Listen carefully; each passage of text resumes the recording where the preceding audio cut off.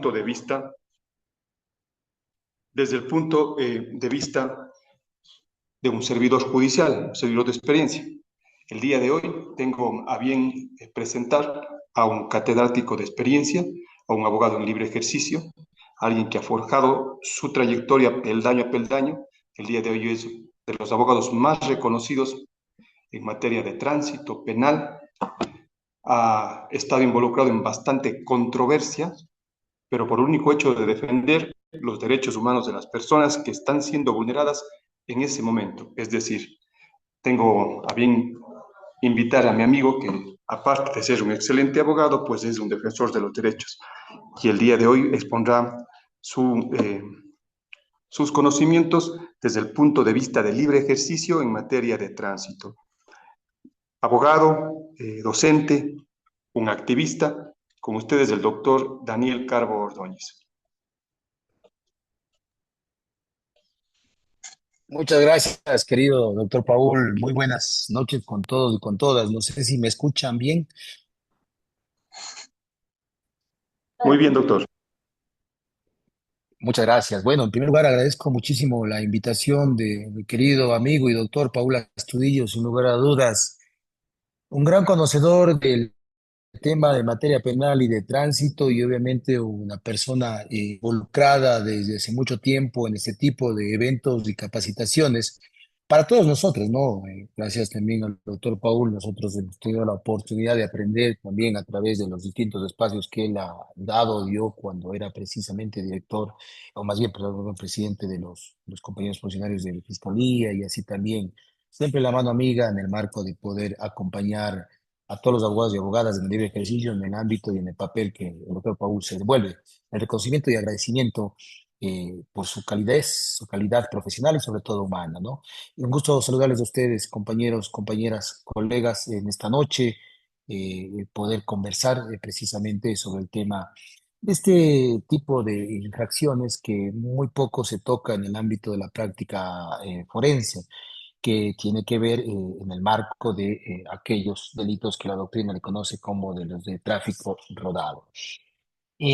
Para aquello me he permitido, voy a hacer una pequeña exposición de unas diapositivas, si se me permite por parte del compañero poder presentar estas diapositivas con la finalidad de que podamos o tratemos de hacer un poquito más interactivo este espacio y podamos conversar cuestiones básicamente del tema procesal y práctico del derecho de tránsito desde la perspectiva procesal penal. Entonces, voy a compartir, simplemente déjenme ver aquí, tema de la accesibilidad.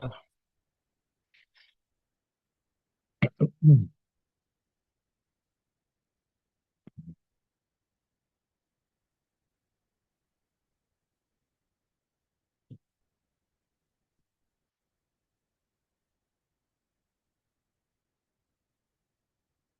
Ujú. Pero no se me fue.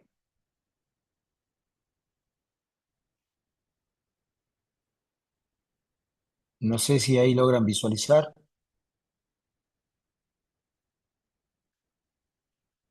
Logran visualizar la pantalla, Sí. ¿verdad? No. Bien, un poco haré mi planteamiento, o más bien haremos un recorrido rápidamente en torno al tema de los delitos de tránsito. Seguramente usted ya les dio de manera más exhaustiva y profunda el doctor William Sangoquil de ayer en torno a su naturaleza, sus requerimientos judiciales y las medidas cautelares en el ámbito de tránsito. Entonces, mi planteamiento será básicamente centrado en la práctica procesal, ¿no? Partamos de algunas cuestiones. Lo trillado, lo que siempre hablamos, pero debemos insistir en cada diligencia, en cada audiencia, en cada investigación previa, ¿no? El Estado ecuatoriano es un Estado constitucional de justicia y de derechos, sí, pues, le guste o no le guste a las personas que a veces son agoreros del populismo penal. El Estado constitucional de justicia y de derechos se encuentra sentado en el artículo 1 de la Constitución de la República del Ecuador y aquel debe irradiar el resto de normas constitucional. Y para aquello encontramos en el artículo 11 de la Constitución de la República del Ecuador la aplicación de principios en el marco precisamente de que la norma constitucional o fundamental es de directa e inmediata aplicación. Frente a ese escenario, el Código Orgánico, perdón, la Constitución de la República del Ecuador ha establecido varios aspectos como el debido proceso, que se encuentra sentado en el artículo 76 de la norma normarum, que refleja precisamente el tema de que cuando están en curso derechos y obligaciones, es necesario que se cumplan los mínimos del presupuesto del debido proceso que en palabras de Bernard Pulido es aquel derecho de derechos, porque el debido proceso garantiza algunas cuestiones, entre ellas tanto principios como también prerrogativas que son propias de las personas dentro de un proceso penal o preprocesal. Y así tenemos el tema de la presunción de inocencia, que es una regla de trato sentada en el 76.2, que refiere que toda persona en cualquier momento sin sentencia condenatoria o hasta que no sea declarada culpable, tiene derecho a que se presuma como tal y su inocencia sea, digamos, siempre tratada en la medida de que es una persona que no ha cometido ningún delito. Y esa regla del trato es un derecho, pero también es un principio que está determinado en todo fase preprocesal o procesal. Entonces, en el marco penal, obviamente, digamos, y el de tránsito, eso debe ser la impronta que debe marcarse en el sentido de una investigación previa, una instrucción fiscal, una flagrancia, etcétera, ¿no? Y en ese mismo andarivel tenemos que el principio de legalidad se encuentra anclado al proceso penal. Entonces, cuando digo el principio de legalidad, tenemos en el 76.3 de la Constitución dos tipos de legalidad, ¿no? Tenemos por un lado la legalidad sustantiva, que se refiere a que no puede existir delito, no puede existir penas, es que no hay una ley previa que lo determine. Entonces, el principio de legalidad sustantiva establece qué delitos son penales, qué delitos son de tránsito, cuáles son contravenciones penales, cuáles son contravenciones de tránsito, y a mí me da la certeza, en función de la seguridad jurídica, cómo se debe aplicar en el marco ya de los procedimientos este aspecto. Y sí, en ese mismo sentido tenemos o entendemos que la Constitución refleja también en la segunda parte del 76.3 el principio de legalidad objetiva, que tiene que ver con el marco de que un proceso penal debe tener, o más bien un procedimiento o un proceso, siempre debe tener las reglas claras. Es decir, si yo me someto a un procedimiento en donde los daños materiales no supera un salario básico o no llegan ni a un salario básico, está claro que el procedimiento en materia de tránsito no será el ordinario, sino tiene que ser a través de una contravención. Y eso lo ha delimitado ya la normativa. Aquello se conoce como legalidad adjetiva, porque el trámite y la regla está establecida del procedimiento previamente en norma infraconstitucional. Importante sí, porque frente a aquello, estos artículos que hasta ahora voy mencionando son importantes para la aplicación práctica y en el debate jurisdiccional en las distintas etapas tanto preprocesal o procesal de del juicio, del caso que hoy tratamos en tema de tránsito. Bien, el 76.4 es importante también porque es importante. Es importante porque precisamente refiere a que todas aquellas pruebas que han sido obtenidas o hayan sido practicadas, evacuadas, dice la norma, de manera ilegal o inconstitucional, no tendrán ninguna validez. Y claro, en este marco, nosotros podemos entender que en el campo, en el tema del procedimiento de tránsito pueden existir elementos probatorios que no tengan la validez o legal. Por ejemplo, que un procedimiento no haya sido grabado de manera continua, eso rompe el principio de legalidad en el marco del procedimiento y es una prueba obtenida de forma ilegal. Y como, digamos, un agente de tránsito viene y muestra, digamos, dice, yo le detuve a Daniel Carbo porque estuvo conduciendo sin título habilitante. Sin embargo, no hay un procedimiento que aclare si es que desde cuándo se comenzó la grabación del trámite, digamos, del procedimiento, si es que ese procedimiento tenía orden de cuerpo, qué sé yo. Y en ese marco se puede determinar que ese tipo de, aunque parezca sutilezas, en el ámbito del procedimiento no se tomó, violan el principio de legalidad adjetiva y obviamente también la obtención de la prueba sería legal y por ende esa obtención ilegal de prueba genera un aspecto de que el juzgador no podría valorar. Porque claramente ya la normativa ha establecido que eso no puede entrar no puede entrar en valoración y en ese sentido, la norma constitucional en el 76.4 ha marcado una regla en el marco de que esas pruebas no podrán tener valoración alguna, por cuanto serían irregulares en el marco de prueba ilegal o sería prueba inconstitucional. Bien, Eso por un lado. Por otro lado, tenemos el tema de que el 76 punto 6, punto 7 de la Constitución de la República del Ecuador también establece el derecho a la defensa. El derecho a la defensa está determinado en varios literales. El derecho a la defensa, obviamente, es aquel marco en donde toda persona tiene derecho a defenderse en igualdad de condiciones, ser escuchado en un momento procesal oportuno, en cualquier momento también. Pero un elemento importante en materia de tránsito, por ejemplo, es la cuestión de que los procedimientos que se tomen no sean sometidos a interrogatorios, cuestión que lo hacen muchas de las veces los queridos compañeros agentes de tránsito y en donde se caen los procedimientos. Yo ya a, pasaré a explicar después de manera un poco sucinta aquello. Entonces, este sería el marco primigenio, el marco constitucional, en donde nosotros siempre debemos anclar nuestras argumentaciones y nuestras posiciones jurídicas en el momento de ejercer la defensa. Obviamente mi posición va a ser desde el lado de defensa, mi posición no es desde el lado del juzgador o de fiscalía. Ya escucharon el punto de vista del juzgador, mañana van a escuchar el planteamiento de fiscalía. Y en ese sentido, yo siempre digo lo siguiente, nosotros debemos entender que el proceso en materia de cualquier materia, sea penal o sea de tránsito, siempre está anclado de alguna manera a actores. Y cuando digo está anclado a un tema de actores, me estoy refiriendo a aquel escenario en donde todos y todas cuando ponemos de abogados,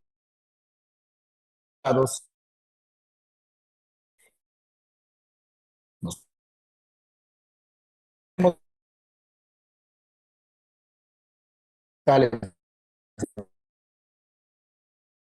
ponemos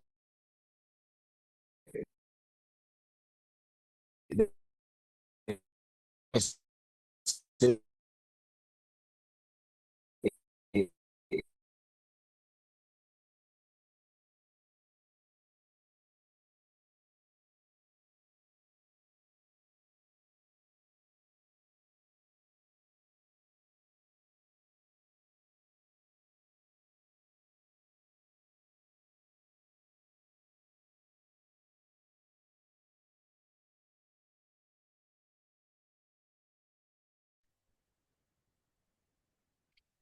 mil disculpas, tuve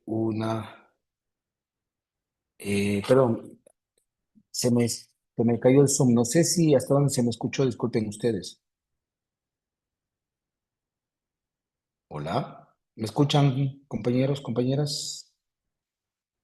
Sí, doctor.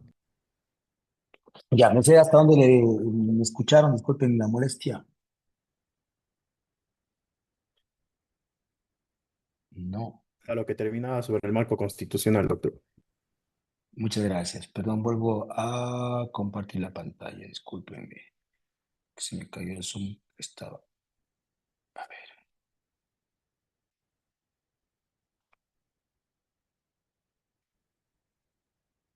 permítanme, vuelvo a compartir. Bien. Entonces, como les decía, en el marco constitucional son lo que yo he planteado, siempre debemos eh, eh, principiar desde estos marco fundamental en donde la Constitución va a marcar de alguna forma el juego en el debate jurisdiccional, en el debate, eh, digamos, en la investigación, etcétera, ¿no? Siempre es algo que debemos tener presente en todo sentido como abogados litigantes. Y creo que ustedes lo conocen más que yo. Una cuestión que en ese sentido les decía, cuando nosotros ingresamos a un proceso, sea penal o de tránsito, tengamos claro lo siguiente, todo es un tema del ser humano, todos somos o trabajamos en el ámbito de prejuicios, de creeres, de pasiones. Entonces, cuando el juez es juez, cambia totalmente y su punto de vista es, o su forma de tratar es distinta como te trata afuera, ¿no? Quizás hay compañeros jueces que afuera son más joviales, son, digamos, más tranquilos, pero en la judicatura son complicados, son a veces groseros, qué sé yo, o fiscales, pero siendo fiscales, a veces son joviales o son serios, dependiendo del caso, pero en el debate o las audiencias toman actitudes un poco a veces complejas. Entonces, también los defensores nos ponemos en ese mismo ámbito, no somos defensores, nos arraigamos en nuestra teoría del caso y claro, a veces actuamos con pasiones. Entonces, partamos siempre que somos seres humanos, somos falibles, nos guiamos por pasiones y mucho más en la abogacía, el debate a veces es de esa forma, ¿no? Y claro, en ese sentido, los delitos, sean penales o de tránsito, son cuestiones que atañen precisamente a realidades sociales. Realidades sociales que siempre tienen detrás visiones, historias y demás cuestiones que como seres humanos tenemos a diario. Entonces, eso es algo que no debemos olvidar y debemos tener siempre presente. Hablamos y resolvemos sobre casos o temas de seres humanos que al final del camino o del día son personas que actúan con prejuicios, con pasiones, con posiciones. Eso es así y es inobjetable. Y por lo tanto, frente a aquello debemos saber actuar, no siempre solamente en el marco normativo, sino también en el marco de realidades y contextos propios de cada lugar, cada región. No es lo mismo las fiscalías en Cuenca que las fiscalías en Loja, en Machala, etcétera, ¿no? Bien, entremos en materia determinada de los delitos de tránsito. ¿Cuáles son las nociones del delitos de tránsito? Como ustedes pueden ver, las nociones básicas en el ámbito de tránsito es que la vida, como se dice, nosotros podemos hacer una serie de comportamientos, ¿no? Que habitualmente son jurídicos y que son habituales, son normales, pero puede ser que a veces esas condiciones jurídicas o los comportamientos jurídicos que tenemos pueden ir fuera de esa irregularidad. Y cuando esas acciones van fuera de esa irregularidad, obviamente puede existir lo que conocemos como delitos o infaustos en materia penal o materia de tránsito. Y claro, en el marco del derecho podremos hablar de varias concepciones, ¿no? El derecho tiene cuatro concepciones: está vinculado a lo recto, un árbol está derecho, regla norma, el derecho positivo, como algo facultativo de un derecho subjetivo y como una tasa, una contribución es un derecho, por ejemplo, un derecho de examen. Son nociones que existen en el marco del derecho. En ese mismo marco, en ese mismo sentido, nosotros tenemos algunos tipos de estados. Hemos tenido el estado absoluto, el estado legal y el estado constitucional. No voy a redundar en esto, pero precisamente les decía, estamos en un estado constitucional. Y el estado constitucional, aunque suene trillado y en la práctica muchas de las veces no pasa, debe estar, o la constitución contiene el poder punitivo. El poder punitivo es la facultad que tiene el Estado para perseguir el delito y para sancionar el delito. Sin embargo, el juzgador tiene que resolver en función de lo que marca la norma constitucional. Aquí he hablado del artículo 1, también tenemos el artículo 11.9, y claro, la Corte Constitucional en distintos ámbitos ya le ha dado contenido a varios artículos de la parte dogmática de la Constitución. Perfecto. En ese mismo aspecto, hemos o tenemos que el Estado puede ser absoluto, de derecho o de derecho. Y hablamos hoy que tenemos un Estado de derechos en donde estamos sometidos, los derechos es el centro de todo, hay pluralidad jurídica, desde la Corte de H, la justicia indígena, políticas públicas, etcétera. Y claro, en ese marco tendríamos un estado distinto. Ahora bien, en el marco de los delitos de tránsito también podríamos decir que como son delitos culposos, también estos pueden ser sometidos a la jurisdicción de la digamos, del plurijurídico. Por ejemplo, tenemos este caso emblemático que sucedió en Zumbagua en noviembre de 2009, donde en una comunidad de Cotopaxi, y precisamente en Quilopungo, se estableció una sanción al señor Hugo Cuchiparte porque consumía alcohol el vehículo en dirección al centro de la plaza y en ese trayecto pierde el control para terminar impactando con otro motor de otra persona, quien producto de este muere. ¿Y qué es lo que pasó aquí o qué decisión tomó la comunidad indígena?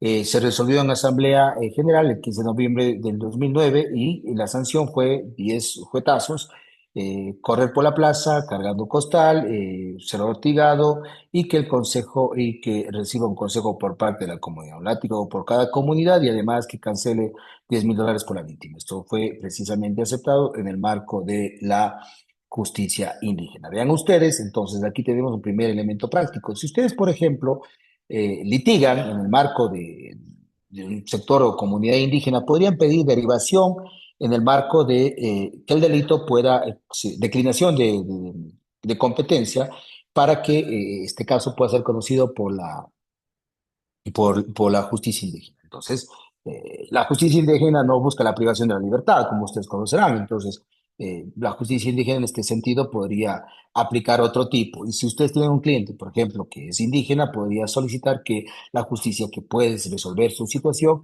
sea la justicia indígena. Para eso, efectivamente, la Corte Constitucional, el Consejo de la Judicatura, la Corte Nacional, ha creado entre Corte Constitucional y Corte Nacional jurisprudencia para aquello que es importante tomar en cuenta. Entonces, un tema práctico que podría evitar sanción o pena privativa de libertad, digamos, una justicia inclusive restaurativa, puede ser el marco de la justicia indígena en el caso que pueda establecerse. Bien, hablemos del delito de tránsito. Los delitos de tránsito son principalmente delitos de carácter imprudente y son delitos imprudentes que tienen que ver con la violación del deber objetivo de cuidado. ¿Y qué es el deber objetivo de cuidado? El deber objetivo de cuidado tiene un concepto tanto objetivo y normativo y se busca que se apliquen cada quien a un caso concreto y verificar si es que un delito de tránsito se dio dentro de la maniobra prudente. Entonces aquí es importante determinar unas cuestiones que me parece deberíamos tomar en cuenta como abogados y abogadas. ¿Cuál es el concepto? A ver,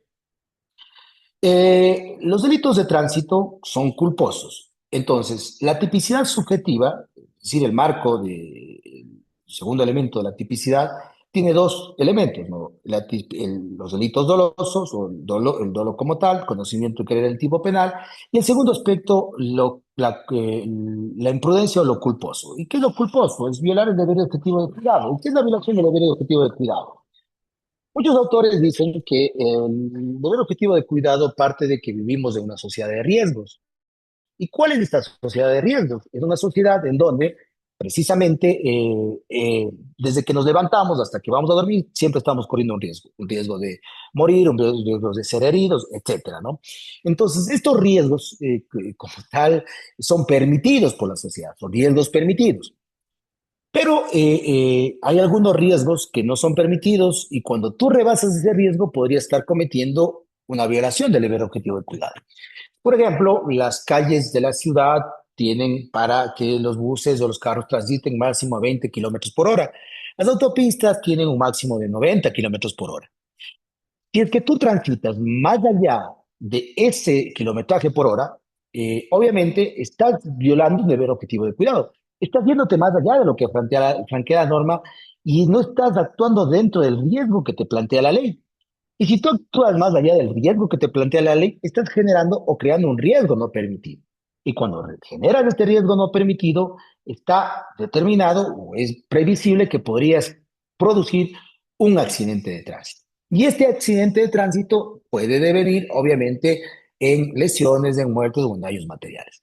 Entonces, lo primero que se marca en el ámbito de los delitos de tránsito, en el marco de la violación del deber objetivo de cuidado, son delitos culposos, y al ser delitos culposos que deben estar tipificados en el Código Orgánico Integral Penal, debe generarse el riesgo. Entonces, ese riesgo, ¿cómo se genera? Es cuando yo me voy más allá de lo que la norma me plantea. Me paso un semáforo en rojo, genero o creo un riesgo no permitido. Me paso un disco pare, creo un riesgo no permitido. Y ese riesgo no permitido puede devenir en el marco de la imprudencia en un infausto de tránsito.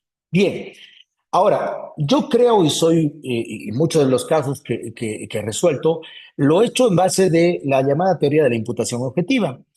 Y esta teoría de la imputación objetiva es aquella que puede aplicarse mucho más en el marco del derecho de tránsito. Entonces, el primer elemento de la imputación objetiva, ustedes lo conocerán, que es el riesgo no permitido, como lo que acabo de decir, que es la violación del derecho objetivo de cuidado. Otro elemento importante en el tema de los delitos de tránsito es el llamado principio de confianza. Entonces, ¿qué es el principio de confianza, no? Yo si vengo a una vía principal, tengo la confianza de que los carros que vienen en vía secundaria van a esperar que yo pase en la vía principal. ¿Y qué pasa si yo estoy viniendo de una vía principal a una avenida principal y se sale un carro intempestivamente de una vía secundaria? ¿Quién crea el riesgo no permitido? Obviamente, el que crea el riesgo no permitido en este caso es aquel que vino de la calle secundaria y se metió de manera intempestiva e imprudente y generó el infausto de tránsito. Eso es un riesgo no permitido, digamos, la creación de un riesgo no permitido. Y por lo tanto, el que tiene que responder por ese infausto penal o ese infausto de tránsito debe ser precisamente el, en la persona que violó el principio de confianza. Un peatón. ¿Qué quiere un peatón cuando está Y entró cruzando el esta paso cebra? grilla, puso, pero no puso nada en contra de ti, solo puso la Guardia Ciudadana. Bien, doctor Tosi, apague, como estamos escuchando toda la Guardia Ciudadana.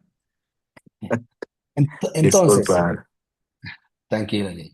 Entonces, en el marco precisamente de la creación del riesgo no permitido, como les decía, por ejemplo, un peatón, cuando está cruzando un peatón un paso cebra, tiene la confianza que los vehículos que vienen del lugar que sea van a detenerse, porque el peatón tiene la preferencia. Y cuando el peatón está pasando por un lugar que no está destinado para que cruce el peatón, obviamente el que está creando el riesgo no permitido, en este caso, es el peatón. ¿Por qué? Porque yo tengo la confianza como conductor que por el lugar que estoy yendo, precisamente el conductor, perdón, no va a haber ningún peatón que se apresure a cruzar. O por ejemplo, yo tengo la confianza que un niño menor de 10 años o un adulto mayor siempre tienen que estar acompañados de otra persona para cruzar la calle. Y si yo vengo y veo que un niño cruza la calle rápidamente, obviamente el riesgo, el que incrementó el riesgo es el niño que no estuvo acompañado, obviamente, de un adulto. No sé si ustedes vieron recientemente, hubo un caso hace 2, 3 semanas, creo que es ¿cómo se llama? En Esmeraldas, por ahí, en donde un niño sale corriendo y venía una bus Trans Esmeraldas y detrás de él sale el hermano y una niña o niño sale corriendo y el bus le va arrollando y muere el niño o la niña. Y el bus venía rápido. ¿Quién es el responsable ahí penalmente? Entonces, vamos a encontrar en el marco de la teoría de la imputación objetiva que el que generó el riesgo es el niño, porque no estuvo acompañado de un adulto y salió corriendo a la calle sin entrar inclusive en un lugar de paso cebra, qué sé yo. Pero en ese marco hay que ir analizando y en el sentido del juego de estas dos cuestiones. Pero en la imputación objetiva siempre juegan con dos aspectos o dos elementos de la imputación objetiva. Son varios más, pero yo les planteo dos, que es la creación del riesgo, quién genera el riesgo y quién viola el principio de confianza. Bien, en ese sentido es necesario verificar que la imprudencia es una definición que está determinada como aquella excesiva confianza en la propia habilidad del conductor. El conductor avanza sin guardar la distancia, por ejemplo. El conductor avanza y sabe y piensa que como es conductor o chofer profesional puede hacer lo que quiera y se excede en su confianza. Esa es la definición de imprudencia. Entonces, ese excesivo digamos, ese exceso de confianza puede venir un accidente de tránsito bajo el marco de su imprudencia. Pero también puede ser y generar una impericia. ¿Y cómo se genera la impericia? En donde el conductor adolece de capacidad técnica ilegal para conducir o ignora un fenómeno técnico del vehículo, no lo tiene con mantenimiento y fruto de eso el conductor produce un accidente. O un conductor que no tenga licencia de conducir incurre en impericia y esa impericia puede devenir un accidente de tránsito si no tiene licencia de conducir o está suspendido de todos los puntos. Y también tenemos el tema de la negligencia, es no adaptar atención, cautela, falta de atención. Esto utilizan mucho los agentes de tránsito en el tema de las causas basales, la falta de atención, una omisión, ¿no? Prestar atención, estar en mi celular y como estoy en mi celular no veo y produzco un accidente de tránsito. Ya. Eso puede ser un tema de negligencia. Entonces, estos son los elementos propios que tiene los delitos culposos en materia de tránsito. Ahora bien, eh, ahí pueden existir varios debates en el marco de que cuáles o cómo se conocen a los delitos de tránsito. En el marco ya, digamos, doctrinario. Aquí les quiero plantear lo siguiente, compañeros y compañeras. Los delitos de tránsito en el marco doctrinario se conocen como tipos penales en blanco, normas penales en blanco. Y ustedes conocen más que yo que las normas penales en blanco son aquellas que me remiten a otra normativa para completar el tipo penal. Entonces yo les voy a hacer un ejercicio. Vamos con este ejercicio. Si nosotros nos ponemos en el artículo 300, perdón, 379. Por favor, les pido que si están con el código acudan al 379. ¿Qué dice el 379? En los delitos de tránsito que tengan como resultado lesiones de las personas, se aplicarán las sanciones previstas en el 152 de una cuarto de la pena mínima prevista en cada caso. Serán sancionados además con una reducción de 10 puntos. Entonces, a simple vista, este delito dice los delitos de tránsito que causen lesiones. A simple vista. Pero en los delitos de tránsito están complementados por una normativa que siempre nos va a guiar. Y esta normativa que se complementa, que es la norma penal en blanco, la norma que complementa estos tipos penales, que termina de darles la forma, son precisamente las contenidas en la ley de tránsito y el reglamento de la ley de tránsito. Entonces ustedes, en el ámbito de la ley de tránsito y en el reglamento de la ley de tránsito, van a encontrar cuestiones o condiciones propias para el ejercicio de la defensa. Entonces, yo les voy a plantear el siguiente ejemplo. A ver, o el siguiente caso que tuve. Unas señoras en un sector rural vienen caminando. Por aquí está una persona que conoce el caso, inclusive. Vienen caminando y estas personas vienen caminando en la calzada, es decir, en la carretera, vienen caminando en la calzada y mientras vienen caminando en la calzada viene un carro de atrás y les atropella. ¿Quién sería responsable penal, digamos, de este delito de tránsito para ustedes?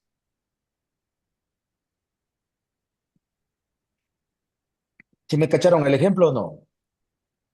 Dos mujeres vienen caminando en la calzada cerca de la vereda, podríamos decir. Y viene un carro y les atropella detrás. Y fruto de eso ellas tienen lesiones. ¿Quién sería el responsable penalmente, digamos, del accidente de tránsito? Doctor, buenas noches. En un principio sería el vehículo, ¿no? En la forma en la que usted la plantea. Ya, un vehículo sería el vehículo. Narcisa Martillo me dice, el peatones son los culpables. ¿Por qué Narcisa? No quiere hablar Narcisa.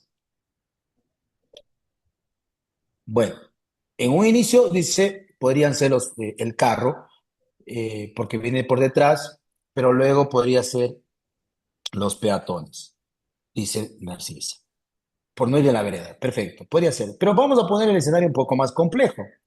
Esa carretera no tiene vereda. Entonces, ¿quién es el culpable? Y el vehículo viene en contravía, encima de todo. ¿Quién es el culpable? Si esa carretera no tiene vereda y los peatones solo podían caminar por ahí. ¿Qué dicen ustedes? El vehículo. El vehículo. ¿Por qué sería el vehículo?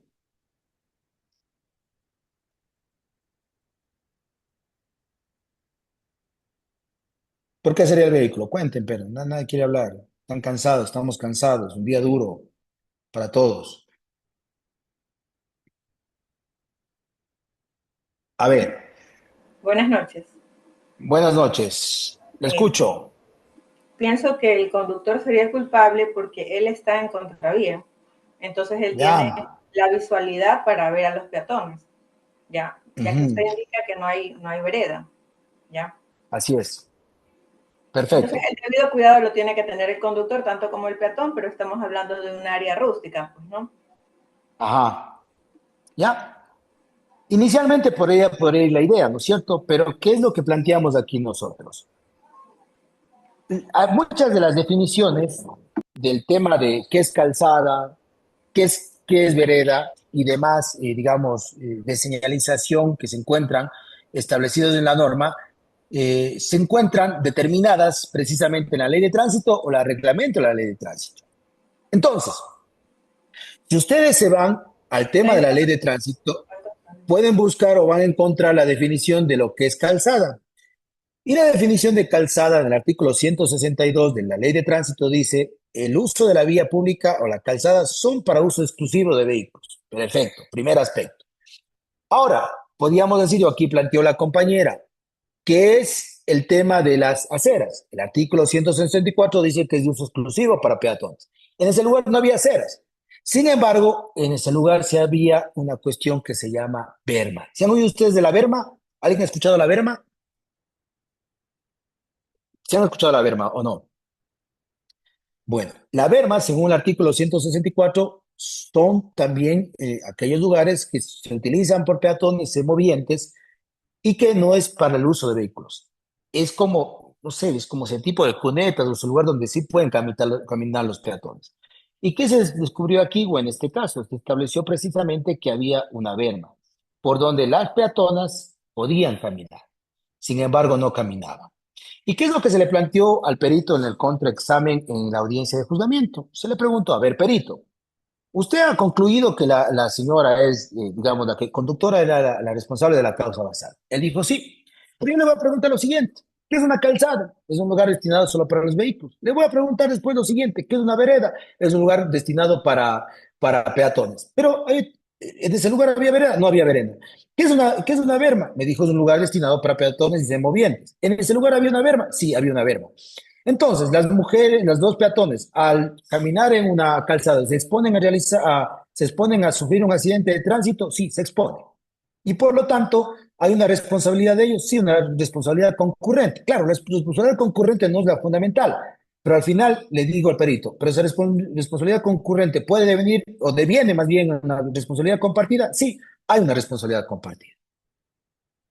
Entonces, vean ustedes, una causa basal que inicialmente estaba en fiscalía como un aspecto propio de donde mi defendida era la responsable, pasó en la audiencia de juicio a ser de una responsabilidad compartida.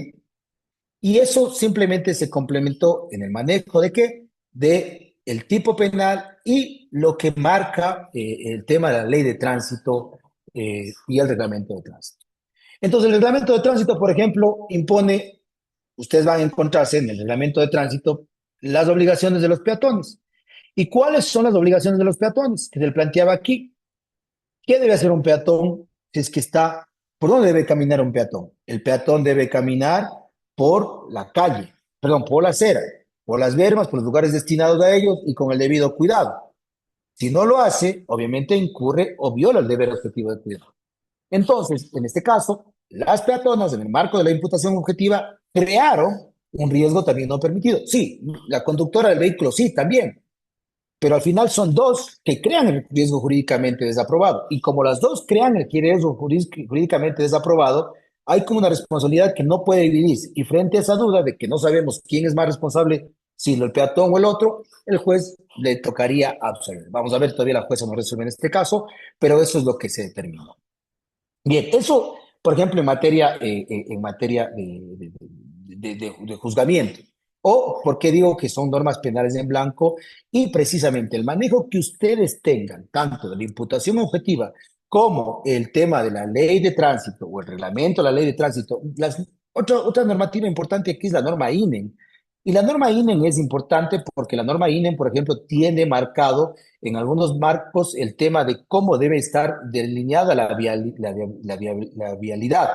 Entonces, eso también es otro tema. Bueno, aquí Narcisa me habla del tema de los kilómetros por hora. Sí, a ver, hay un tema en la cuestión de los kilómetros por hora o la velocidad de los vehículos. Muchas de las veces en los casos o en los accidentes de tránsito, el problema está en determinar la velocidad. Rara vez se saca la velocidad de un accidente de tránsito, pero principalmente estas velocidades que se sacan en los accidentes de tránsito, mucho depende si hay determinados parámetros, por ejemplo, videos que puedan acreditar cómo mueve un vehículo, el tiempo en el que llega de un lugar al otro el vehículo, son temas que se calcula, digamos, aplicando la física, se podría calcular velocidad de un vehículo. Sí, se podría hacer la huella digamos, si es que el vehículo frenó, digamos, a raya y dejó huella en el lugar, el choque, cómo se dio, todas esas cuestiones podrían llevar a la determinación en el marco de un cálculo de aplicación de física, determinar el tema de cómo se podría encontrar el tema, la cuestión de velocidad. Entonces, pero para usted calcular el tema de velocidad en materia de tránsito requiere que esa pericia se pueda calcular en función de algunos elementos como este video, la huella de frenado, el impacto y esas cuestiones. Que sí se lo puede hacer, sí, pero lamentablemente a veces no planteamos esto en el tema de las diligencias. Bien, Entonces, eso, vuelvo al planteamiento inicial, entonces los tipos penales de tránsito son tipos penales en blanco y es importante utilizar la norma complementaria en este sentido. Vamos a otra cuestión que me parece es importante. El proceso penal tiene, digamos, o más bien en el ámbito del procedimiento en el marco del tránsito, podríamos hablar que es el mismo del penal, ¿no?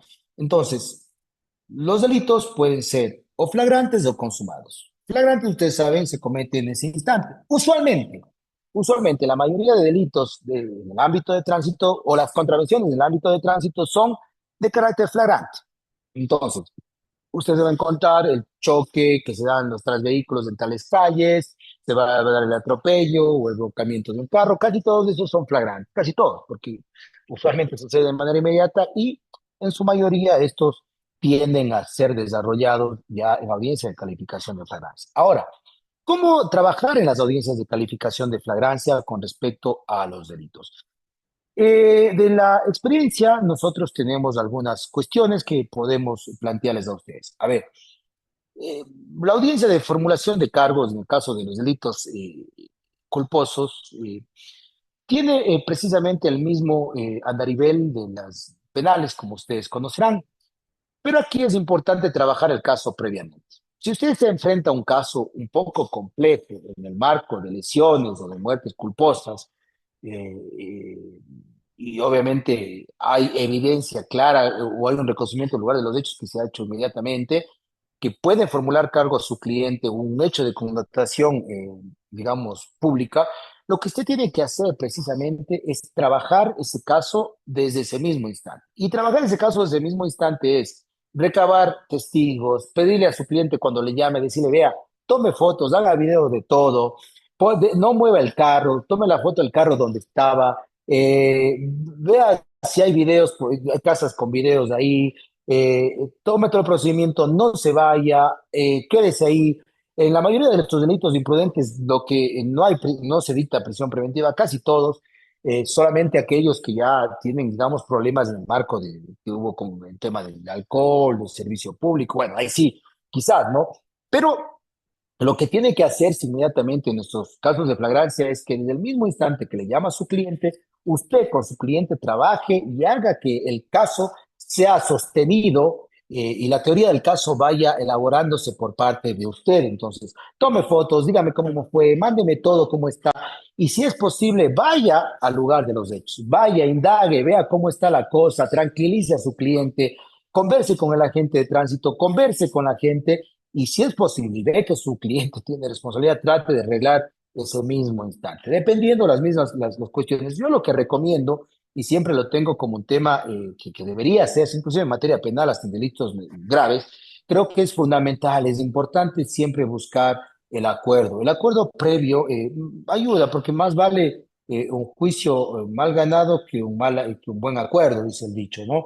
Entonces, esto es vital. Pero bueno, si a le toca a una audiencia de calificación de flagrancia, lo importante es determinar algunas cuestiones. Si hubo lectura de derechos, si le dijeron por qué estaba detenida la persona, si es que se le permitió comunicar. Usualmente en Cuenca sí se hace bien eso, pero hay de la experiencia en otras localidades en donde precisamente eso no se ha hecho tan bien. Y cuando digo eso es que hay compañeros agentes o vigilantes de tránsito que no leen los derechos, que interrogan a la persona que le aprenden y eso hace que la legalidad de la detención se caiga. Por más que haya flagrancia, la legalidad se cae cuando usted evidencia dentro de la audiencia de calificación de flagrancia, evidencia que no hubo una aprehensión legal, por cuanto no se le dieron los derechos, por cuanto se le incomunicó, por cuanto no se le dijo por qué estaba detenido, etcétera. Entonces, eso es un aspecto que usted puede trabajar, siempre lo puede trabajar. En este mismo sentido, un elemento a fundamentar, a avanzar, es darle a la fiscalía inicialmente indicios. Vea, tengo este video, aunque no está peritado, pero señora fiscal, señor fiscal, mire al fiscal de flagrancias. Vea, tengo esta versión, lea esta versión, converse con el agente de tránsito, dígale más o menos dígale a su cliente que ya primero que le cuente y dígale luego que ese cliente le diga al agente de tránsito en detalle cómo pasaron las cosas, para que la gente de tránsito, inclusive en su parte, transmite esa posición al fiscal. Y con eso el fiscal obviamente va a tomar una decisión si formular cargos o no formular, dependiendo también del lado en el que esté usted. Yo, como les dije inicialmente, mi planteamiento va a ser desde el marco de la defensa. Y claro está que ahí usted tiene que trabajarlo más adecuadamente. Claro, podría darse el caso también que su cliente estaba conduciendo en estado de embriaguez y produjo un accidente de tránsito. La cosa se vuelve más compleja y ahí usted tiene que ver cómo fue realizado el cotest, si hubo este tema de la calibración, etcétera. Tiene que trabajar en eso. Indudablemente tiene que trabajar en aquello porque si no trabaja en eso desde el inicio, de cómo fueron las pruebas técnicas, puede que existan problemas ya en el marco de cuando se formulen cargos y usted no haya generado ninguna contradicción. Es decir, es fundamental hacer contradicción, es fundamental aportar descargos, así sea investigación previa. Pero apórtele a Fiscalía, dígale, yo quiero dar esto. Claro, hay compañeros fiscales que dicen que estamos dentro de poco tiempo, no le acepto, pero si el caso es complejo, apórtele o déjele un escrito. Inclusive cuando le dejes el escrito, usted le puede decir al juez que usted ha pedido tales cuestiones, pero Fiscalía General del Estado tal vez se negó. Entonces, con eso usted va trabajando un caso y va peleando el tema de su teoría en el marco legal. Bien, eso por el lado de la instrucción. Como ustedes conocerán, la instrucción fiscal en materia, cuando es flagrante en tránsito, máximo puede ir 30 días de instrucción fiscal. Usualmente, por experiencia, la mayoría de accidentes de tránsito quedan en investigación previa. Pero bueno, en 30 días usted tiene varias diligencias que practicar y realizar. Aquí hay un tema de procesal, ¿no? Yo considero y creo que las experticias más técnicas, más profundas que realizan las dos instituciones acá en Cuenca, la que realiza experticias más cercanas a la realidad son los agentes del sistema de accidentología vial, que es el CIAD de la Policía Nacional.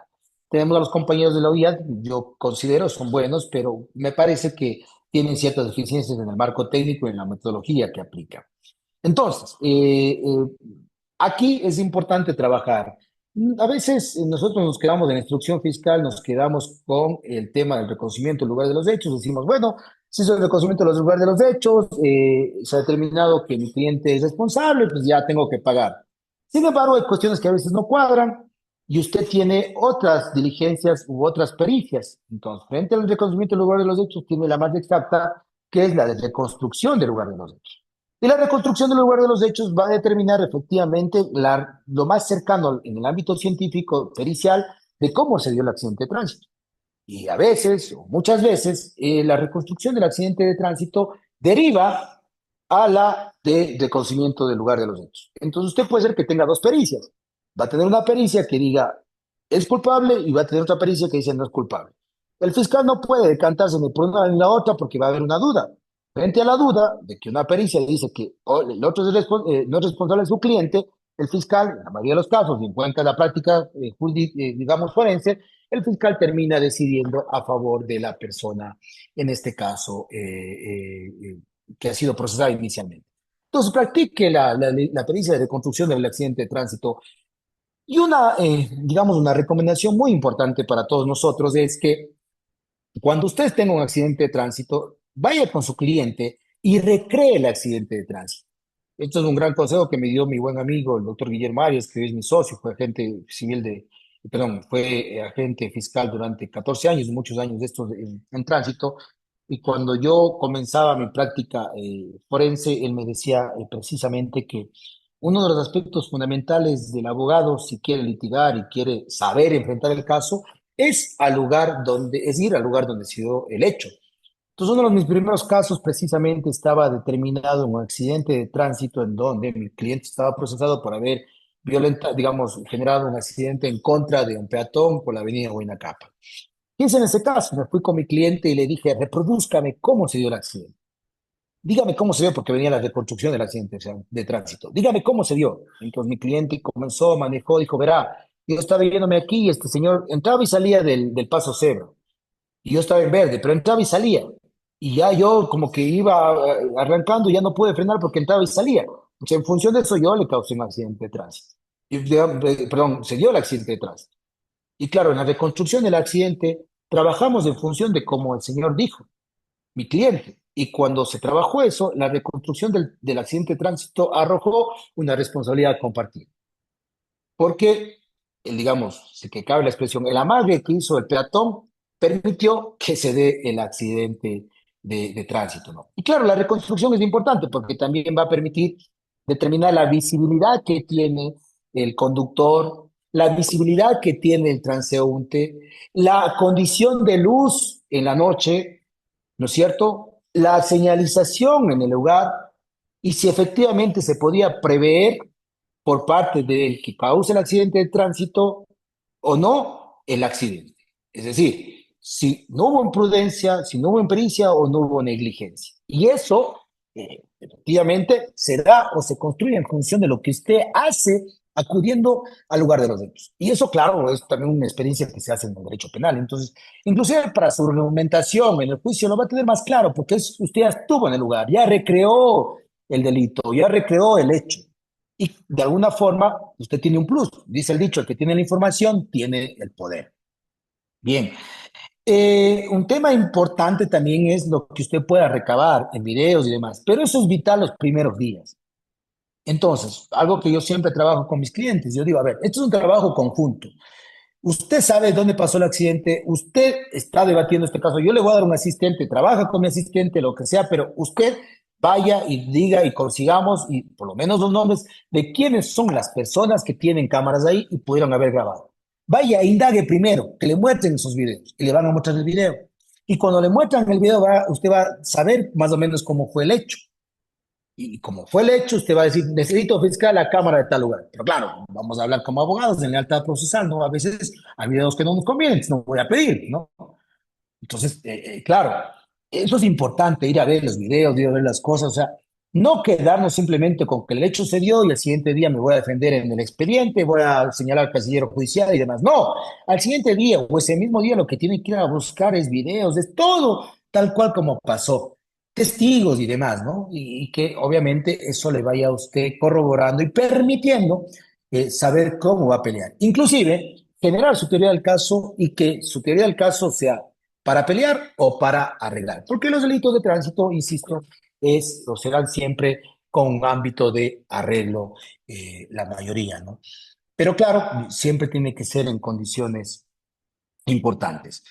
Otra cuestión determinante aquí es cuando el caso va avanzando, se cierra la instrucción fiscal y viene el preparatorio de juicio, no logra arreglar y hay varios problemas en el marco de la reparación, en el marco ya que usted sabe que a su cliente le van a condenar porque la otra parte no quiso arreglar y que lamentablemente a veces, no siempre, muy poco, hay compañeros, colegas que no quieren o no buscan el arreglo en materia plenamente transigible, ¿no? Entonces, cuando no hay cómo ya conciliar, le toca pelear.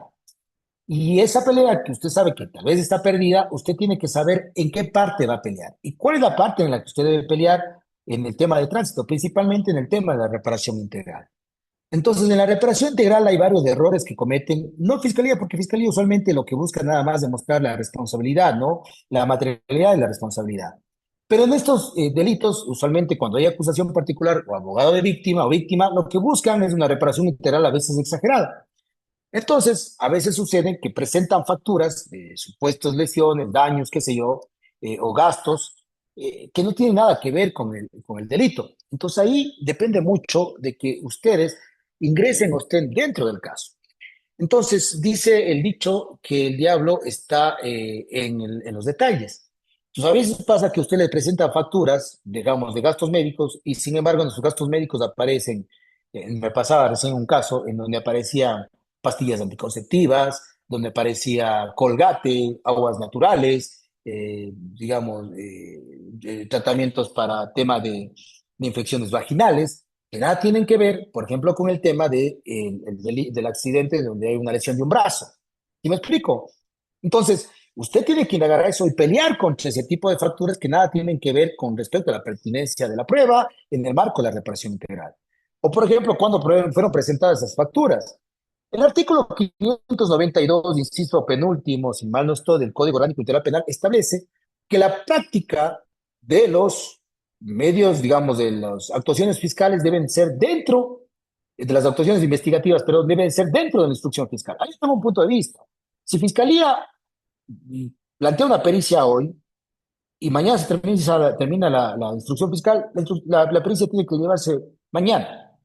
Claro, ahí hay un criterio que es, inclusive en los días anteriores generó un debate en las redes sociales que dicen que no, que unos dicen que sí, que la práctica de las pericias debe ser dentro de la instrucción fiscal o de cualquier actuación investigativa, sea versiones, etcétera, y otros que dicen que no, que la práctica puede ser que el fiscal dispuso dentro de la instrucción fiscal, pero la pericia o la versión se puede dar después, porque ya fue notificada y fue planteada dentro de la instrucción fiscal. Yo creo, la escribo por el primer punto de vista, porque en función del principio de favorabilidad y del principio de máxima taxatividad y una interpretación restrictiva, tiene que ser precisamente la instrucción fiscal debe darse dentro, perdón, la práctica de actuaciones investigativas tienen que ser dentro del proceso de instrucción fiscal. Pero bueno, es un tema de debate que no ha sido zanjado. Entiendo yo, aquí Fiscalía General del Estado en el ASUAI, su criterio es que no importa, y de algunos jueces en su mayoría es que no importa si es que se desarrolló después de la instrucción fiscal, pero si fue dispuesta dentro de la instrucción fiscal, no habría ningún problema. Bien, entonces, claro, este tema de la reparación integral a veces presentan facturas fuera de la instrucción fiscal. Y cuando se presentan estas facturas fuera del término de la instrucción fiscal, conlleva precisamente al ámbito de que las mismas deben ser realizadas, no deben ser valoradas, porque pues, entonces ahí usted pelea. A ver, señor juez, en la preparatoria de juicio tal vez hay un que no le acepte, pero usted en la de juicio puede decir, no puede valorar esta prueba objeto, su valoración, porque estas facturas fueron obtenidas fuera de la instrucción, perdón, fueron entregadas cuando ya se cerró la instrucción fiscal. Por lo tanto, yo no pude generar contradicción en el ámbito de la investigación procesal y mucho menos, yo no sé de dónde vienen estas facturas y no fueron sometidas al principio, como les dije, de la contradicción que está centrada en el artículo 76 numeral 7, letra H de la Constitución de la República del Ecuador. Es importante este argumento dentro del marco procesal penal. Ahora bien, en ese mismo sentido, compañeros y compañeras, está también determinado la cuestión de cómo yo puedo trabajar en el interrogatorio y contrainterrogatorio. Precisamente aquí las pruebas más vitales, digamos, o los elementos probatorios más importantes dentro del ámbito de los delitos de tránsito son aquellos testigos silenciosos de cómo pasó. Y me refiero a las pericias. La pericia psicológica, la pericia médico-legal, la pericia del infausto de tránsito, que puede ser el reconocimiento del lugar de los hechos, de construcción del accidente de tránsito, reconstrucción virtual, depende, ¿no? Aquí usted tiene que trabajar, a veces pensamos que todo está perdido en el tema de tránsito, pero usted tiene que trabajar principalmente en desacreditar las pericias. Muchas de las pericias que practican también los compañeros peritos tienen problemas en el método. Entonces trabajan con métodos anticuados. Por ejemplo, la conditio sine qua non. Por ejemplo, en Cañar pasa mucho esto. El método de la conditio sine qua non es un tema de imputación que hace mucho tiempo fue desechado ya como método científico en el ámbito de la imputación. Usted puede plantear, usted me plantea el método de la conditio sine qua non, y le pregunta al perito, ¿qué es el método conditio sine qua non? No le logra responder. O a veces trabajan dentro del método científico lógico deductivo, perdón, deductivo, inductivo, deductivo. ¿Qué es el inductivo deductivo? No le logran responder. Fíjese usted, si usted se encuentra con un juez que aprecia verdaderamente y puede decir si efectivamente el perito, si bien es cierto, llega a una conclusión, pero no me logra explicar cuál es el método que aplicó, está claro que el peritaje carece de un elemento que es el método científico. O en los médicos legales, entonces usted puede tener un caso reciente, igual que tuve, que era la persona llegó con una lesión de brazo y luego se hace una nueva valoración después de casi un año y dice que también fruto del delito de tránsito tuvo lesión en el, ¿cómo se llama? En el tobillo. Entonces, cuando yo hago el contraexamen al perito de fiscalía, le digo, a ver, ¿vino por el brazo? ¿El accidente fue por el brazo? Sí. ¿Usted en ese momento determinó algún tipo de lesión o daño en la pierna? No, digamos en el tobillo, no, ningún daño. Y luego de un año vienen y le dicen que también tiene lesionado el tobillo, dice sí, pero hace un año no había el tobillo, no. Por lo tanto, el tobillo no tiene que ver con el accidente de tránsito, dijo no, al final solamente es el brazo. Vean ustedes, esta persona buscaba una reparación integral sobre un tobillo, que nada tuvo que ver con el accidente de tránsito. Entonces es importante también encontrar esos detalles, esas contradicciones, porque a veces hay víctimas o colegas que aprovechan y quieren sacar o pescar a río revuelto. Entonces, eso es importante también en el debate probatorio en el tema de los accidentes de tránsito en la fase preprocesal investigativa o también ya la audiencia propiamente de juicio. Trabaje las objeciones, es importante, trabaje el examen, contraexamen, pero es importante este tema de las pericias. Las pericias son importantes. Si es que su cliente obviamente está en el tema de la causa basal, busque el tema de la causa concurrente y la responsabilidad compartida. Bien, hasta ahí una parte de la explicación con respecto al tema de la fase de la instrucción fiscal, cómo se pueden trabajar los casos de instrucción fiscal, en flagrancias, cómo se pueden trabajar los casos en el marco de las pericias. Otro tema importante son las llamadas metapericias. A ver, la metapericia es importante, pero la metapericia que usted va a hacer siempre debe tener ciertas características. Entonces, la metapericia usualmente en materia de tránsito lo hacemos en función de determinados conceptos. Por ejemplo, el metaperito que me analice el accidente de tránsito. Pero ustedes tienen, por ejemplo, y les recomiendo que se bajen este texto que yo utilizo mucho en las audiencias, que es el manual de catálogo de especialidades. Les leo claramente, a ver. El manual de catálogo de especialidades periciales del Consejo de la Judicatura.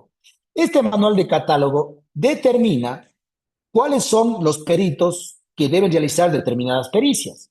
Entonces, en el ámbito de accidentes de tránsito tenemos varias pericias. Por ejemplo, el de accidentes de tránsito es análisis vial, que está destinado, por ejemplo, para entrevistas de participantes, levantamiento de daños materiales, levantamiento planimétrico, reconocimiento del lugar del accidente, recolección de evidencias, reconstrucción del accidente, etc. Pero hay otra pericia que es la de avalúo de tránsito. Pero hay otra pericia, la pericia déjeme ver si recuerdo. Hay pericias de mecánica automotriz.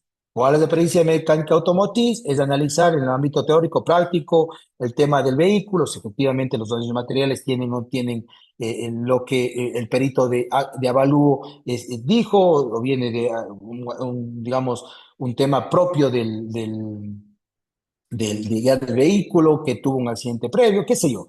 Entonces, en el tema de accidentes de tránsito, no simplemente tenemos una pericia, sino tenemos varias pericias que pueden trabajarse en función de esto. Y claro, tenemos este tema del manual de pericias. Otra cuestión que es importante, usted, por ejemplo, me olvidaba, antes de seguir con la metapericia, usted averigüe, métase al sistema de la función judicial, del sistema de peritos, y vea si ese perito está acreditado o no en esa rama, o si en ese momento él estaba acreditado para realizar cierto peritaje. Por ejemplo, la reconstrucción del accidente de tránsito estaba acreditado o no, o solo era para la inspección técnica ocular, qué sé yo. A veces hay peritos que no están acreditados para eso. Fíjese, ahí qué es lo que va a usted ganar. Usted va a ganar el tema de desvirtuar al perito. Usted no estuvo acreditado para eso y se acabó. Y como no estuvo acreditado para eso, cualquier persona que hizo, por lo tanto, no es perito. Porque yo también puedo hacer un peritaje, puedo montarme en un modelo, poner datos y con eso decir ahí está causa basal. Pero si yo no estoy acreditado por el Consejo de la Judicatura, es claro que mi peritaje no va a valer. Regreso al metaperitaje. Entonces, el metaperitaje determina el análisis de una pericia y si esa pericia cumplió los rigores técnicos del marco propio o mínimo que establece la norma para las pericias. Y claro, eso le puede ayudar también a generar duda. Ahora, un tema que a veces cometemos o el error que se tiene en la práctica nuestra es que hay compañeros o compañeras que trabajan con determinados peritos. No trabajemos con determinados peritos, trabajemos con otros peritos, digamos con los peritos que Fiscalía nos sortea. Y claro, necesitamos a veces consejo profesional de determinados peritos como testigos de expertos. Pero es fundamental trabajar con la metapericia en función de la que nos entrega Fiscalía General del Estado y no trabajemos como testigos expertos, porque al final el testigo experto termina siendo un testigo afín y eso va a restarle credibilidad a su teoría del caso en una audiencia de juzgamiento. Hay cuestiones vecinarias que se pueden dar también en la práctica y en la audiencia de juicio. Por ejemplo, me pasó recientemente, ustedes conocen que en el ámbito de los tribunales penales, por ejemplo, si una víctima va a declarar, es víctima y va a estar en el juicio, lo primero que hace el tribunal es, para que no se contamine, que declare la víctima. Y recientemente me pasó que una víctima declaró después que hubo 3 declaraciones. La jueza no me dio paso, pero para mí es un evidente elemento de nulidad. ¿Por qué? Porque el artículo 500 determina que la víctima, bueno, y los subsiguientes ya, determina que la víctima declara con juramento. Entonces, si una víctima declara con juramento, ¿qué es lo que está haciendo la víctima cuando va y declara con juramento? Ahí luego escucho a otras personas. La víctima está contaminada. Y por lo tanto, esa víctima contaminada efectivamente no va a ser, aunque claro que tiene mucho interés en la causa, va a contestar lo que ya escuchó y no me va a permitir realizar a mí un ejercicio adecuado de contradicción y de defensa. Eso me angustia la defensa, me genera indefensión y esa indefensión es un tema que viola un trámite que está específicamente en la ley porque ya tenía que no estar contaminada y por otro lado no es convalidable. Y por lo tanto, usted podría ganarse una nulidad en segunda instancia y con eso ganar más tiempo y buscar prescripción. ¿Qué sé yo? Estoy hablando ya en el tema de la práctica profesional. Entonces, eso por un lado, ustedes saben, los delitos de tránsito tienen el tema de los recursos de apelación, en donde se debate la prueba en segunda instancia, precisamente la valoración probatoria, y el de casación como un recurso.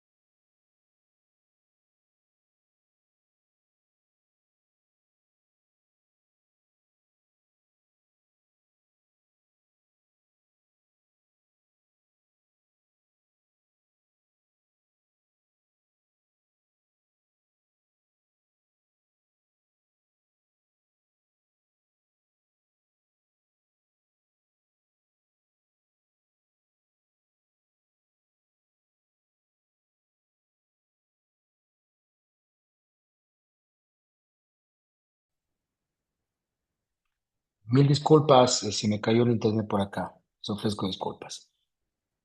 Bien, entonces, como les iba diciendo, estimados compañeros, compañeras, entonces los delitos de tránsito principalmente se trabajan desde esta óptica, ¿no? Entonces, yo quería irme a un segundo aspecto de los delitos de tránsito. ¿Cuál es este segundo aspecto de los delitos, perdón, que pasa mucho en la práctica procesal nuestra? Y aquí está claro que más que nada trabajan mis queridos compañeros cuando comenzamos en el litigio, y todos trabajamos de eso, yo también todavía lo hago, es el tema de las llamadas contravenciones de tránsito. Y me centraré principalmente en dos que se realizan en el marco procesal diario, que es la una que se encuentra sentada en el artículo 385 del Código Orgánico Integral Penal, que es en torno de los delitos de la conducción de los vehículos en estado de embriaguez. Y esta conducción de vehículos en estado de embriaguez obviamente es el pan de cada día o cada fin de semana, más que nada para los abogados y abogadas que comienzan. Aquí ustedes van a tener, digamos, un marco muchas de las veces muy difícil de ganar. pero siempre se puede encontrarle, como dicen, la vuelta a los casos. Entonces, uno de los elementos que marca la normativa penal, procesal, digamos, es que los procedimientos deben ser grabados de forma continua. Y obviamente, si usted viene a un caso de una contravención penal, lo primero que debe pedir es que se abra así todo el video, a ver si el video fue grabado de forma continua. A veces pueden correr con la suerte de que el video no fue grabado de manera continua. Y cuando no fue grabado de manera continua, efectivamente, eso puede irrumpir en el marco de que se incumple la normativa de tránsito que obliga a que las bodycam graben de forma continua todo el procedimiento. Por ejemplo, otro tema en el cual usted puede encontrar un debate es en la cuestión de las llamadas alcotés y sus calibraciones. Entonces, a veces, una vez pasó que agentes de tránsito en la calibración del alcotés no habían adjuntado la calibración actual. Y al no tener usted una calibración actual de alcotés, lo que hizo es que no tenía una prueba científica válida que requería esta pequeña sutileza que era la cuestión de la cortés, perdón, de la validación, bueno, no se llama, no sé, se me va el nombre, de la homologación, perdón, y al no ver la homologación, efectivamente, el caso fue caído. Puede darse el caso también del llamado examen psicosomático, ¿no es cierto? Su cliente no se acoge el examen, perdón, a la prueba de cortés y en ese sentido la gente está en la obligación normativamente de explicarle que tiene otra opción que es el psicosomático. Si la gente no le explica qué pasa ahí, el procedimiento se cae. Entonces, la gente debe decir, mire, usted si va a cogerse al psicosomático, le advierto que puede tener el máximo de la pena, etc. Si no hay esa explicación, que es una ritualidad que exige la norma, obviamente, bueno, el criterio de los jueces acá es, al no explicarse, el caso no tendría, digamos, tendría una violación del marco del procedimiento y por lo tanto la prueba es obtenida de manera ilegal. Hay una violación del 76.4 de la Constitución de la República del Ecuador. Y claro, el juez, en función del 457 del Código Orgánico Integral Penal, bajo el hecho de que no hay una evidencia, una prueba científica, el caso no podría valorar. Por más que esté ahí, o sea evidente la borrachera de la persona, está claro que ya no podría entrar en la validación de eso. Eso, por ejemplo, eso es un ejemplo. Puede darse en este caso, en Cuenca no se va a dar, pero en otras provincias puede darse, o en cantones pequeños en donde el policía no lea sus derechos, o el policía de tránsito, o el compañero agente, más bien como les decía, agente de, no policía de tránsito, o agente de tránsito de los lugares o localidades pequeñas, no le lea los derechos de la persona, porque en todo procedimiento debe ser leído los derechos. Obviamente es un aspecto para poder darse en flagrancia, y al no haber flagrancia, al no haber lectura de derechos, usted puede pedir la ilegalidad de la detención, de la aprehensión, perdón. Y eso implica o conlleva al tema de que se debería confirmar el estatus de inocencia. Y sí, en ese sentido también lo que usualmente se piden en este tipo de audiencias son las llamadas atenuantes del 45, si mal no estoy, numerales 5 y 6, no evitar la fuga y colaborar en el procedimiento, que igual en el marco ya usted como abogado o abogada debería plantear para sostener su teoría del caso en el marco de buscar una reducción de la pena. Y eso es un tema que debería o podría hacerse, ¿no? Entonces, también puede pasar, una vez me sucedió y yo gané con esto, un tema ustedes recordarán que en la conducción de estado de vehículo, en la cuestión de la embriaguez, cuando son de transporte público liviano pesado, se aplicará el máximo, se aplica el máximo, ¿no es cierto? Así, y hay tolerancia cero, el nivel de gramos 0.1 gramos por litro de sangre, es decir, es cero la tolerancia. Entonces, ¿qué pasa aquí? Al ser el grado de tolerancia mínimo, un elemento fundamental en este caso es que el agente de tránsito adjunte el título habilitante de ese transporte para acreditar la existencia de que ese transporte es de servicio público. Si la gente se olvida, se presume que el vehículo es de transporte privado y por lo tanto el juzgador tendría que resolver en transporte privado. Así el vehículo sea amarillo. Sí, pero si no hay el título habilitante o lo que sea que acredite que es un amarillo, que sea furgoneta, qué sé yo. Si no hay ese título habilitante, está claro que usted podría, en función de un principio de favorabilidad, de una interpretación favorable al reo también, de pro reo, lo que debería plantear es que no se sancione a esta persona por el tema de transporte, conducir un vehículo de transporte público liviano, sino el tema de un transporte en el marco de, ¿cómo se llama?, de un transporte particular. Otro caso que puede suceder, por ejemplo, ingresa a fiscalía una persona, perdón, ingresa a ver, una persona es detenida en un supuesto de daños materiales y también de estado etílico. Una vez me pasó esto. Entonces, llegamos con daños materiales de estado etílico, pero fue aprendida la persona. Fiscalía hace el análisis de los daños materiales y al final concluye que los daños materiales no ascienden. Había lesiones también, si mal no estoy, pero a mi cliente le querían, digamos, tenía, no me acuerdo, 1 punto cuánto de sangre, gramos por litro de la sangre, y a mi cliente al final, digamos, Fiscalía manda a hacer el avalúo de los daños materiales y determina que los daños materiales no llegan a un salario básico y por lo tanto Fiscalía se abstiene de iniciar investigación previa o inclusive de instrucción fiscal. Eso hizo que el caso se caiga porque efectivamente en el caso ya no se pudo sostener en el marco de que cuando hay un delito de por medio y un tema de una contravención, el delito subsume la contravención, pero al final como Fiscalía dijo no hay delito, me abstengo, mi cliente ya no pudo ser juzgado por la contravención porque lo principal era el delito, ¿no? Entonces eso es importante, usted también delimitar y trabajar, por ejemplo, si ve que el daño material no llega a un salario básico y su cliente está prendido, también que no busque ser juzgado por el tema de conducción en estado de embriaguez. Otro tema es otro artículo, es el al llamado tema del 389, si mal no estoy, es sobre la conducción o el 387, perdón. Discúlpeme, solo ubico. Ya, es el tema de se me fue el artículo realmente. Hace mucho tiempo no he hecho aquella contravención de manejar sin título habilitante, ¿no? Es el típico caso que ahora se debate con los Uber, aquellos que manejan un vehículo sin autorización. Esto pasa mucho con los compañeros que van hacia Loja, que van hacia Guayaquil, a veces manejan vehículos que no están autorizados para ese transporte. Pero ahí, ¿qué pasa? Muchas de las veces los agentes de tránsito agarran a las personas que están dentro del vehículo y comienzan a hacerles una suerte de interrogatorio. Le pregunta, ¿usted es verdad que pagó $5? ¿Usted es verdad que hizo esto? ¿Usted es verdad que no le conoce al conductor?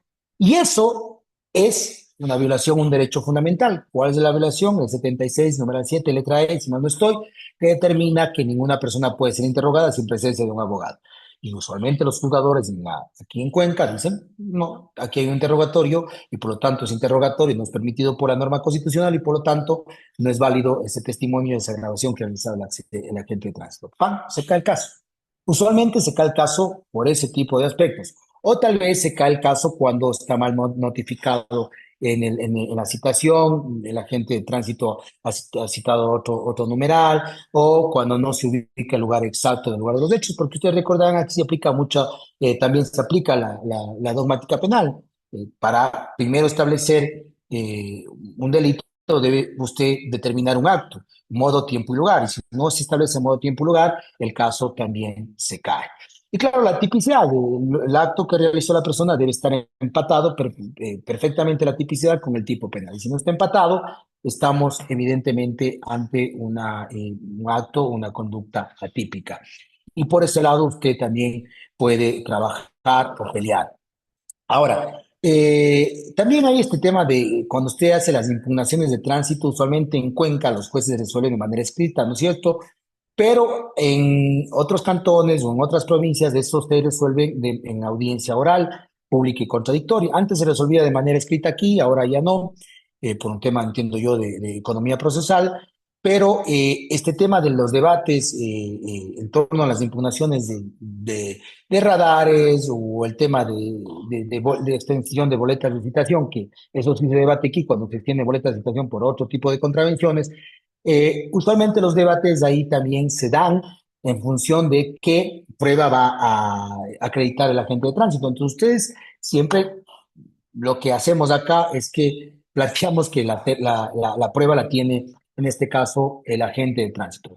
Entonces, ¿qué pasa? Es que a veces, por ejemplo, en distintos casos de contravenciones, los agentes de tránsito llevan prueba de carácter irregular. Entonces dice, le sancionan a su cliente porque estuvo mal estacionado.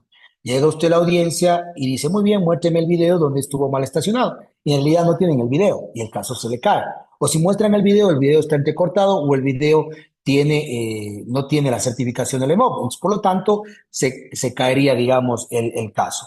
O no hay corroboración del lugar, la geolocalización, cuestiones que se pueden trabajar en ese tipo de contravenciones y obviamente buscar detalles.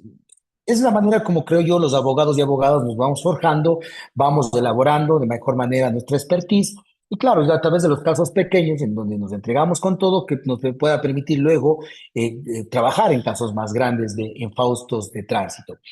Y sí, me parece que hay un tema a veces importante a tomar en cuenta, que es que puede haber triquiñuelas de distintas partes, ya nos conocemos en el medio.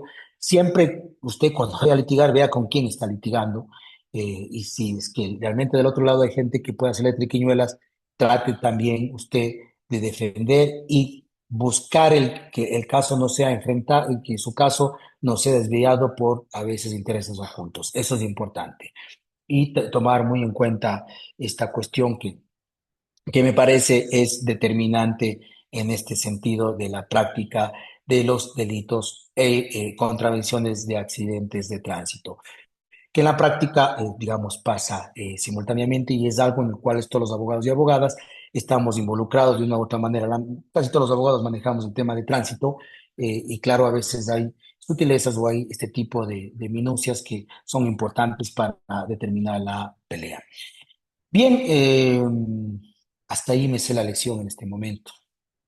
No sé si tienen algunas dudas, planteamientos, requerimientos o algún tema que se me fue o planteé de manera inadecuada. Estoy listo y a las órdenes para escucharles.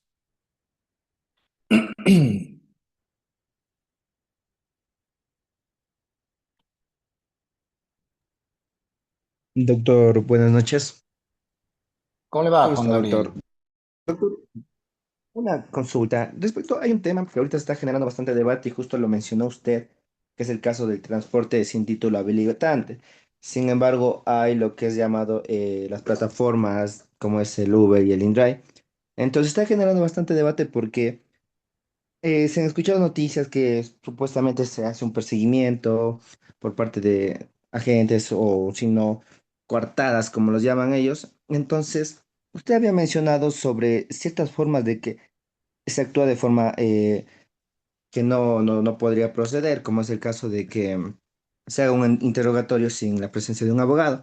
Pero ¿qué sucedería en este caso con con las personas, con los pasajeros o supuestos pasajeros que se hacen pasar por ello? Entonces, ¿cómo se podría defender en este caso? Porque yo considero que existiría algo de indefensión para aquellos trabajadores y para aquellos conductores que todavía no cuentan con una regulación, en este caso de las plataformas digitales. Gracias, doctor. Bien, gracias. ¿Alguien tiene otra pregunta? Bien, a ver, yo entiendo, a ver, el tema del Uber es muy debatible, pero es una cuestión que sí podría tener permiso, ya se ha dicho aquí, por varios juristas. Pero entiendo yo que usted la pregunta que me está planteando es que la EMOV está poniendo carnadas, es lo que está pasando, ¿no es cierto? Es lo que usted me dice, a personas que pues, son agentes de la EMOV, le dice dame una carrera, le hace una carrera, o puede ser al mismo, no sé, o tal vez estoy hablando mal yo, ¿no? Puede ser el EMOV, o puede ser en este caso ¿cómo se llama? Los mismos transportistas que están poniendo a gente carnada. Bueno, si es un transportista que está poniendo ahí, es un particular que se pone como carnada y dice, sí, me estaba cobrando tal, no podríamos más que decir el tema de buscar la contradicción en la declaración de esta persona y que efectivamente él actuó de forma dolosa. Sería una conducta típica dado de él, porque es doloso lo que está haciendo y para descubrir digamos, un injusto que en este caso sería que una persona que presta transporte sin título habilitante, porque por ahí entiendo yo que se van las notificaciones de los agentes de MOV. Ahora, si el EMOV está haciendo en contubernio con aquello o los agentes de tránsito son los que se montan, estaríamos claramente ante un evento de peculado. ¿Por qué el peculado? El peculado dice que efectivamente no se pueden destinar o distraer arbitrariamente bienes muebles, inmuebles, qué sé yo.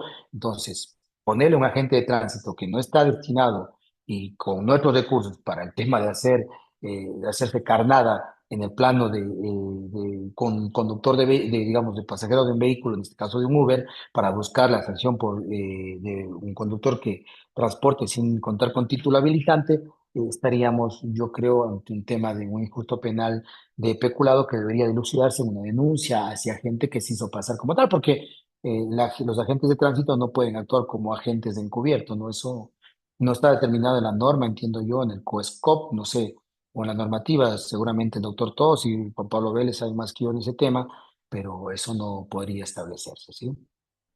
Por ahí mi planteamiento. Doc, buenas noches, una consulta, Doc. Ujú. Doc, yo Dígame. tenía, bueno, bueno, yo tuve hace un tiempo un accidente y me quedó una duda. Ya. Estaba bajando, obviamente, en mi vía, pero unos ciclistas en la parte de Turi estuvieron invadiendo vía. Entonces yo para no pisarles, porque estaban invadiendo vía y era curva, frené y obviamente me fui a vía contraria, ¿no? Y justo estaba subiendo un camión, me impacté contra el camión y bueno, lo demás es secundario. Pero ese momento no sabía qué hacer. Bueno, yo busqué un abogado de tránsito y bueno, él me aconsejó en ese momento que vaya a mediación y bueno, fui a mediación, yo acepté en pocas palabras la culpa, pagué el deducible del seguro, que bueno, sí me salió caro, pero me quedó mi duda de si podía hacer algo con el tema de los ciclistas que estuvieron invadiendo vía y fue el producto de que yo me haya ido al otro carril. A ver, aquí estamos ante un evidente caso de ausencia del acto, ¿no? Usted realizó un movimiento reflejo. ¿Cuál es ese movimiento reflejo? Es que frente a que pudo impactar a una persona, o digamos, cuando le va a impactar a un perrito, lo primero que hace es desviarse. Aquí usted pudo impactar a unos ciclistas y lo que hizo para evitar un accidente mayor, se desvió y, fruto de ese movimiento reflejo, produjo un infausto de tránsito. ¿Cuál es su responsabilidad? Yo creo que no tendría responsabilidad porque hay una ausencia del acto y usted podría demostrar en el marco precisamente de las responsabilidades que tenían los ciclistas. El reglamento de la ley de tránsito establece en el artículo 302 cuáles son los derechos de más bien cuáles son las responsabilidades de los ciclistas y sus derechos, pero también responsabilidades. Y uno de esos uno de los derechos es circular en el caso que existan por sendas especiales destinadas para el uso de bicicletas como ciclovías. Uno. Dos, en caso contrario, lo harán por las mismas vías por las que circula el resto de vehículos, teniendo la precaución de hacerlo en sentido de la vía, por la derecha y acercándose lo más posible a al borde de la vereda. Entonces, ¿quién incumplió el deber objetivo de cuidado ahí? El ciclista. Los ciclistas, doctor. Pagó por las puras. Entonces, mi compañero abogado de tránsito no le dijo este 302.3. Gracias, Doc. Sí, siempre me quedé con esa duda, sí. Claro, pues que son normas penales en blanco y la norma penal en blanco se complementa. Entonces, usted tenía que haber seguido el abogado y ver qué dice sobre el ciclista. El ciclista venía circulando en contravía, no estaba manejando en el sentido de la vía, no tomó la precaución y no estaba por su derecha. Por lo tanto, él ocasiona el accidente de tránsito. Le decía, yo no soy culpable, aquí venían estos ciclistas, demostraba aquello y se determinaba su responsabilidad. Pero bueno, así se pierde plata también en la vida. ¿Alguien más? O creo que ya estamos cansados, son 9:30, ¿no?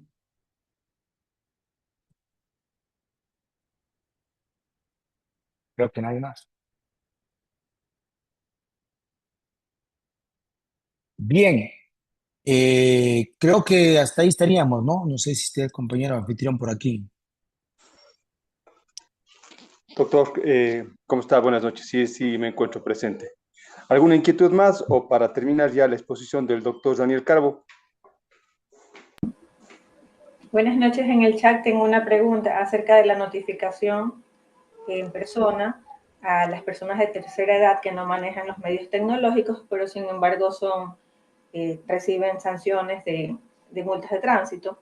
Sin embargo, muchas veces ellos no pueden eh, responderla dentro de los 3 días, por cuanto ellos no manejan medios tecnológicos y los jueces de acá, Guayas, no aceptan esa razón. Simplemente dicen fue notificado y punto, y no le dan la razón en una impugnación de tránsito. Esta sería la pregunta. Gracias. Entiendo yo que es de la notificación por medios electrónicos de casos de exceso de velocidad, ¿no? Doctora, entiendo que es el tema de exceso de velocidad, ¿verdad?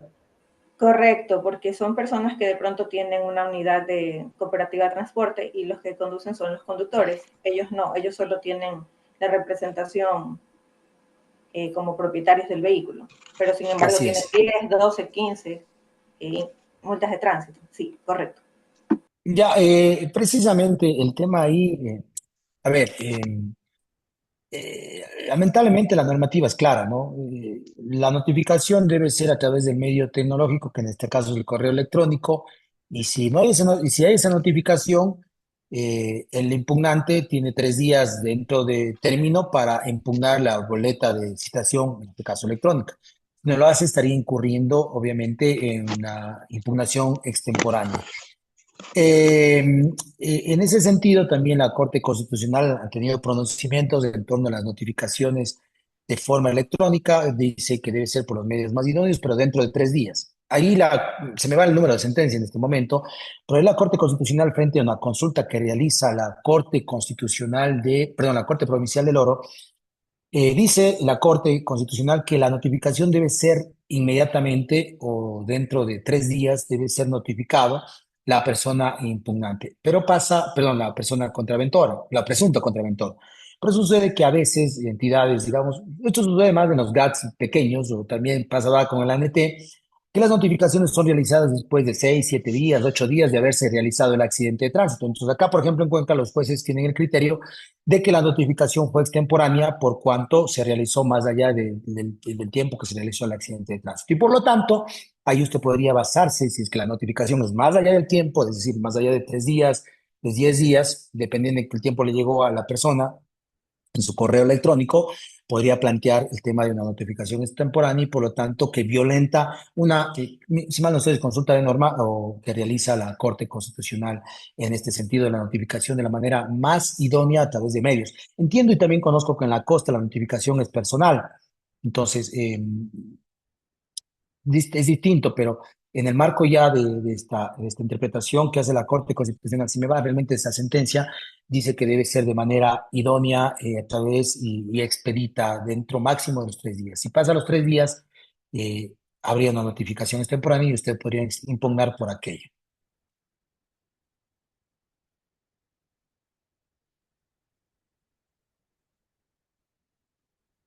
Bien. Doctor Daniel, muchísimas gracias por la exposición. Se han solventado varias de las inquietudes que los colegas, los profesionales, los abogados de a pie, los que hacen en realidad que el sistema judicial funcione, pues han sido solventadas. Muchísimas gracias. Contaremos con su presencia en eventos posteriores. Amigos, no se olviden, quedan las clases grabadas, la plataforma está dispuesta igual para ustedes para que puedan interactuar con la información tanto que el doctor acaba de proporcionar como la que está establecida ya dentro del seminario de tránsito en materia especializada. Sí, doctor Daniel Carbo, siempre es un gusto contar con su presencia y sobre todo agradecerle por el tiempo, el espacio y impartir sus conocimientos de una manera muy directa y sobre todo técnica. Dios le pague, doctor Daniel. A ustedes, muchas gracias. Un gusto verles, amigos, amigas. Les mando un abrazo. Nos vemos en el diario Trajinar. Cuídense mucho. Un Gracias. abrazo. Chao, hermanos.